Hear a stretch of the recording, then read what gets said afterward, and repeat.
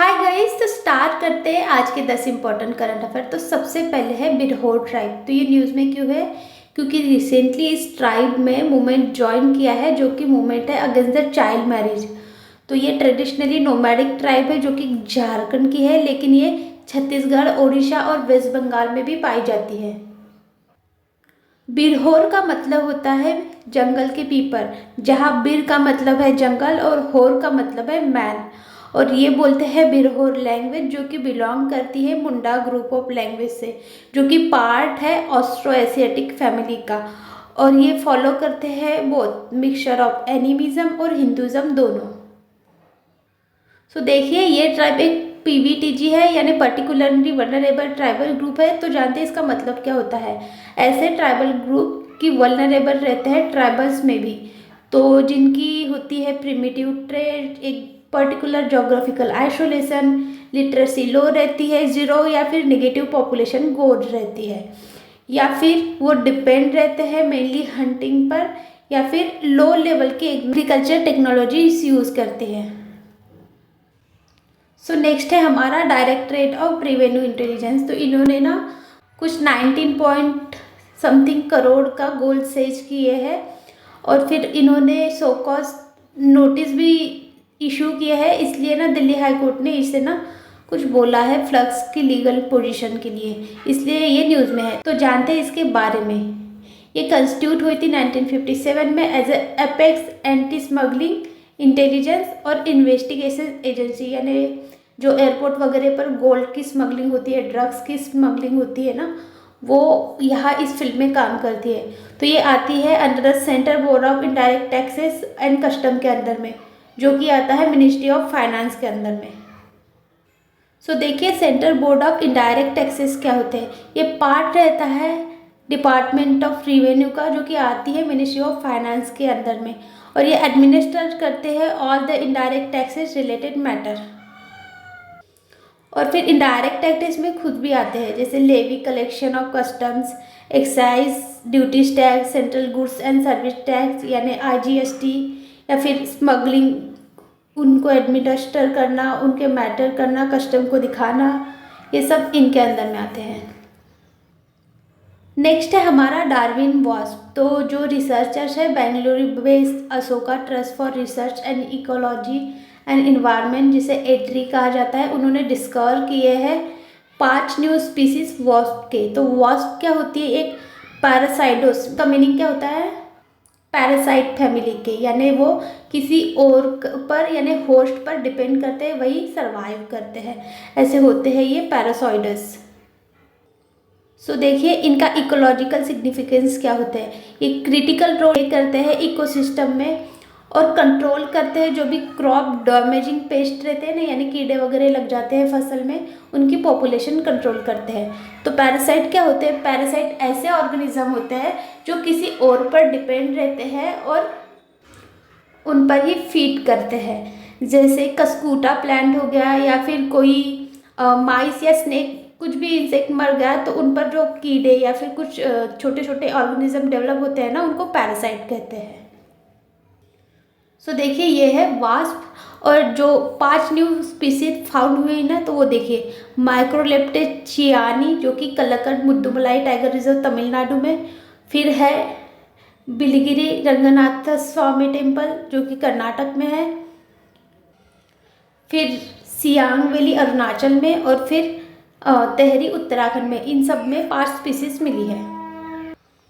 So next है हमारा red सी। तो ये न्यूज़ में क्यों है? क्योंकि रिसेंटली फिर से यहाँ बम्बार्डमेंट स्टार्ट हो गई है, फिर उससे ना वर्ल्ड के ट्रेड को बड़ा फर्क पड़ता है। तो रेड सी के बारे में जानते हैं। ये ना सेमी इंक्लोज इनलेट है, जो कि पाई जाती है अफ्रीका और एशिया के बीच में। सो देखिए, ये होगा सऊदी अरेबिया, ये हो गया सूडान, इजिप्ट, ये इरिट्रिया, और ये है रेड सी। और इधर आता है इंडियन ओशियन, यानी पूरा एशिया का कॉन्टिनेंट, ये आता है अफ्रीका का कॉन्टिनेंट। तो इसके बीच में है ये रेड सी। सो नेक्स्ट है हमारा मेहरौली आर्कोलॉजिकल पार्क। तो ना जो आर्कोलॉजिकल सर्वे ऑफ इंडिया है उन्होंने रिसेंटली इन्फॉर्म किया है सुप्रीम कोर्ट को कि इस पार्क का प्रोटेक्शन करें। तो ये दिल्ली में सिचुएटेड है बिसाइड द कुतुब कॉम्प्लेक्स, जो कि हिस्टोरिकली मेहरौली का पार्ट है। और ये जो मेहरौली सिटी है ना, वो फर्स्ट सिटीज़ है दिल्ली में, जो कि 7 सिटी डेवलप हुई थी ना दिल्ली में एंशियंट टाइम में, उनमें से फर्स्ट सिटी है मेहरौली। सो देखिए यहाँ बहुत इंपॉर्टेंट मॉन्यूमेंट भी है, जैसे फर्स्ट सिटी दिल्ली के रिमेन्स है, कैपिटल ऑफ तोमर रूलर के भी कुछ सिग्निफिकेंस है, और ये प्री इस्लामिक और कॉलोनियल फेज के रिच हेरिटेज भी दिखाए गए हैं। और यहाँ 440 मॉन्यूमेंट भी है, जहाँ टॉम ऑफ बलबन भी है जो कि 1287 AD की है, और कंट्री का फर्स्ट ट्रू आर्क डोम, यानी वो रहता है ना ऐसे अंडाकार शेप का, वो उसे डोम बोलते हैं, वो भी है। यहाँ जमाल कमाली मॉस्क और टॉम दोनों देखे जाते हैं, जहाँ सूफी संत जमाल और उनके कंपेनियन कमाली, उनके नाम पर ये जमाल कमाली मॉस्क है। और ये राजों की बावली यानी स्टेप वॉल ऑफ मैजून भी है यहाँ, और फेमस दरगाह है कुतुब साहिब का। और ना ये है हिजरों का खाने खाना, जो कि सूफी हॉस्पिक रहता है लोधी डिनास्टी के रूलर का, जो कि प्रोवाइड करता था ट्रांसजेंडर कम्युनिटीज़ को शेल्टर। जहाज महल भी है यानी शिप पैलेस, जो कि लोधी एरा का है। और ये देखिए ये फेमस आयरन पिलर भी है, जो कि रिमार्केबल एक करोजो रेजिस्टेंस देखा जाता है, यानी यहाँ जंग नहीं लगता, ऐसा ये आयरन पिलर है। सो नेक्स्ट है हमारा अभस्त साहेश्वरा टेम्पल। तो ये 1300 साल पुराना टेम्पल है, जो कि चूज़ हुआ है यूनेस्को की एशिया पैसिफिक अवार्ड के लिए, जो कि एक कंजर्वेशन अवार्ड है। इसकी लोकेशन तमिलनाडु में है, और ये कंस्ट्रक्ट हुआ था जब किंग विक्रम चोला और कुलोथुंगा चोला के रेंज में, यानी जब ये पावर में थे तब ये टेम्पल कंस्ट्रक्ट हुआ था। इसलिए ये ना बिलोंग करता है चोला डिनास्टी से। सो जो थे ना कुलोथुंगा चोला, इन्होंने ही इंस्टॉल किए थे आइडल आदि सर्वेश्वरा, जो कि टेम्पल में आइडल है, यही आइडल है ये, यानी देव है। तो देखिए यूनेस्को एशिया पैसिफिक अवार्ड, इसके बारे में जानते हैं। ये ऐसा अवार्ड है जो कि रिकॉग्नाइज करता है इंडिविजुअल या फिर ऑर्गेनाइजेशन जो कि एशिया और पैसिफिक रीजन में है, वो कैसे कंजर्व करती है, ट्रांसफॉर्म करती है बिल्डिंग वैल्यू, उनकी हेरिटेज, जब से ये स्टैब्लिश हुआ था 2000 से। और ये एक्नॉलेज भी करते हैं प्राइवेट एफर्ट, जो कि रिस्टोर करते हैं, अडेप्ट करते हैं, या फिर हिस्टोरिक प्रॉपर्टीज़ को न्यू लाइफ देते हैं। और यही अवार्ड इनकरेज करने के लिए दे दिया जाता है उन सभी कम्युनिटी को। उसमें पब्लिक प्राइवेट पार्टनरशिप भी आ सकती है, या कोई इंडिपेंडेंट लोग भी आ सकते हैं। तो फिर जानते हैं यूनेस्को के बारे में, जो है United Nation educational scientific and cultural organisation. ये इस्टेब्लिश हुई थी 16 नवंबर 1945 को। इसके 195 मेंबर है और 8 एसोसिएट मेंबर भी है, और ये गवर्न होती है जनरल कॉन्फ्रेंस और एग्जीक्यूटिव बोर्ड के द्वारा। और ये सेक्रेटरीट हेडेड होता है डायरेक्टर जनरल के द्वारा, और इसका हेडक्वार्टर है पेरिस फ्रांस में। सो नेक्स्ट है हमारा धारिनी। तो जो IIT मद्रास है, उन्होंने ना डिटेल 3D इमेज फॉर्म की है, यानी रिलीज़ भी की है उस इमेज को, जिसका नाम है धारिनी। और ये क्या है, ये एक फीटल ब्रेन है, यानी जो बच्चा रहता है ना, जब थोड़ा स्ट्रक्चर उसका फॉर्म हो जाता है, उसे फीटस कहते हैं, तब की उसकी इमेज है। तो ये अब पब्लिकली एक्सेसिबल है, और ये प्रोवाइड करेगा detail insight into brain development, जो कि प्रोवाइड करेगा डिटेल इंसाइट जो भी सेकेंड ट्राइमेस्टर की, यानी 3 to 6 महीने के बच्चे की इमेज। तो ये इसका एम यही है, अंडरस्टैंड करना न्यूरो डेवलपमेंटल प्रोसेस और उसकी कंडीशन। इसका इम्पोर्टेंस यानी सिग्निफिकेंस भी है। सो देखिए ये ना प्रोवाइड कर सकता है न्यूनेटल ब्रेन हेल्थ, और हेल्प करेगा अर्ली डायग्नोसिस और ट्रीटमेंट, यानी कोई भी बच्चे का ब्रेन बरोबर डेवलप नहीं होता तो उसके लिए हेल्प करने वाला है। और ये अवेलेबल रहेगा सभी रिसर्चर्स को, और उन से ही हेल्प हो सकता है डेवलपमेंट करने के लिए ट्रीटमेंट, और जो भी ब्रेन रिलेटेड हेल्थ कंडीशन है उससे। और ये प्रोजेक्ट सपोर्ट किया जाता है office of principal scientific adviser के द्वारा और कुछ प्राइवेट एंटिटीज़ के द्वारा। सो नेक्स्ट है हमारा लताकिया पोर्ट। तो ये न्यूज़ में क्यों है, क्योंकि रिसेंटली इजराइल की मिलिट्री ने इसे स्ट्रक किया है, यानी स्ट्रक हो गया है, यहाँ जाम फैल गया है पूरा। तो ये एक पोर्ट है सीरिया का जो कि लोकेटेड है मेडिटेरियन कोस्ट में। सो देखिए मेडिटेरियन सी के बारे में, ये एक इंटरकॉन्टिनेंटल सी है जो कि बॉर्डर है यूरोप, इसके नॉर्थ में है यूरोप और ईस्ट में है एशिया और अफ्रीका है साउथ में।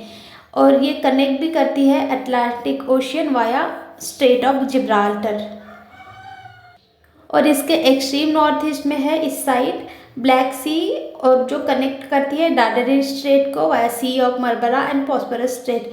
और ये ऑल्सो कनेक्ट करती है रेड सी को वाया सुएज कैनाल जो कि साउथ ईस्ट में है इसके। सो देखिए इसके बॉर्डरिंग कंट्री से 22 कंट्रीज, जहाँ एक टेरिटरी है जिसमें है जिब्राल्टर, और जिब्राल्टर एक ब्रिटिश ओवरसीज टेरिटरी है जो कि मेडिटेरियन सी में है। इस पर रिवर है इब्रो, रोय, पो, नाइल, तिबर, जो कि ड्रेन होती है इसी सी में यानी मेडिटेरियन सी में। और ये island Corsica, Crete, Cyprus, Chios, Euboea, Lesbos, Mallorca, Rhodes, Sicily और सार्डिनिया, ये सब आइलैंड भी है यहाँ।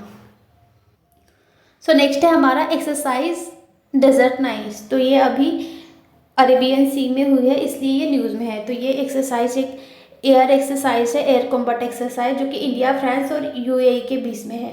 इस्टेब्लिश हुई थी 2022 में वाया जो भी हमारे एक्सटर्नल अफेयर मिनिस्टर, जिसे हम फॉरेन मिनिस्टर भी कहते हैं, उनके द्वारा इंडिया, फ्रांस और यूएई के बीच में। और इसका इम्पोर्टेंस यही है कि ये बिल्ड करेगा strategic partnership between the Indo Pacific और पर्शियन गल्फ में। यह है exercise desert knight. So next और लास्ट है हमारा वाइट विंग वुड डक। तो इसका सक्सेसफुल कंजर्वेशन इनिशिएटिव हुआ है, जो कि ये स्टेट बर्ड है आसाम की, और ये स्पॉटेड हुई है आर्टिफिशियल पॉन्ड नीलमोई भील में, जो कि नामेरी टाइगर रिजर्व का पार्ट है, इसलिए ये अभी न्यूज़ में है। तो ये लार्ज स्पीसीज है डक की, जो कि मोस्ट इंडेंजर्ड बर्ड है वर्ल्ड में। ये देखिए बहुत इंडेंजर्ड है। इसका साइंटिफिक नेम है एसार्कोनेसिस कोटुलाटा। देखिए इसका डिस्ट्रीब्यूशन, पहले तो ये नॉर्थ ईस्ट एशिया के अक्रॉस पाई जाती थी और साउथ ईस्ट एशिया में, बट अभी सिर्फ 800 सर्वाइवल है वाइल्ड में, और उनमें से भी 450 प्रेजेंट है इंडिया में। और इंडिया के भी कहा सिर्फ अरुणाचल और आसाम के रीजन में। और जब ये साउथ ईस्ट एशिया है वहाँ भी इंडिया, बांग्लादेश और म्यांमार में ही है, और इंडिया में ही भी सिर्फ आसाम और अरुणाचल में। इसका हैबिटेट है डेंस ट्रॉपिकल एवरग्रीन फॉरेस्ट, और ये ड्यू टू इसकी घोंसली कॉल, जिसे ड्यू हंस भी कहा जाता है या फिर स्पिरिट डक, आसाम में। और इसका IUCN स्टेटस है क्रिटिकली इंडेंजर, यानी ये खत्म होने के कगार में है। So that's it guys, thank you so much for watching. Video अच्छा लगा होगा तो please like, share, subscribe and follow for more.